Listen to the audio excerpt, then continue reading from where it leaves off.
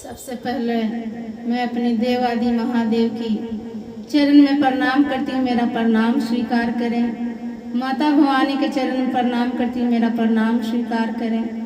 गौरी पुत्र गणेश के चरण में प्रणाम करती हूँ, मेरा प्रणाम स्वीकार करें। सभी देवी देवताओं के चरण में प्रणाम करती हूँ, मेरा प्रणाम स्वीकार करें। जितने भैया दीदी मेरे वीडियो को देखते हैं उनको भी मैं चरण छू के प्रणाम करती हूँ, मेरा प्रणाम स्वीकार करें। हरिंदर भैया नीलम दीदी के चरण में प्रणाम करती हूँ, मेरा प्रणाम स्वीकार करें। तो देखिए दीदी कि महादेव का हमेशा दया बरस रहा है सब पे, हम पे। तो आइए कैसे दया बरस रहा है, कैसे हम लोग को गुरु से दया मांगना है, आइए भजन के माध्यम से सुनते हैं।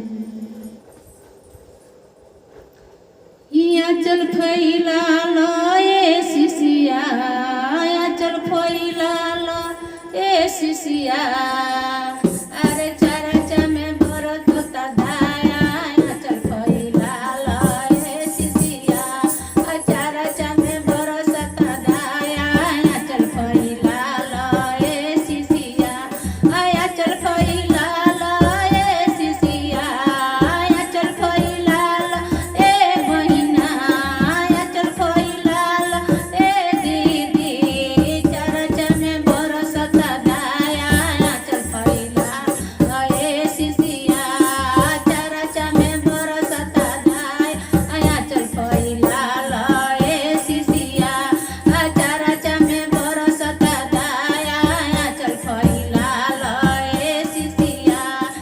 अपनोला मंगिया अपना पति जिला मंगिया, अपनोला मंगिया अपना पति जिला मंगी, पति जिला मंगिया अपना पति जिला मंगी, पति जिला मंगिया अपना पति जिला मंगिया, चल फैला लो ए दीदी, चल फैला लो ए दीदी, चरचा में भरत दाया, चल फैला लो ए शिशिया, चरचा में भरत दाया, चल फैला लो ए शिशिया, चल फैला लो ए शिशिया, चल फैला लो ए शिशिया, चरचा में भरत दाया, चल फैला लो ए शिशिया, चरचा में भरत दाया, चल फैला लो ए शिशिया।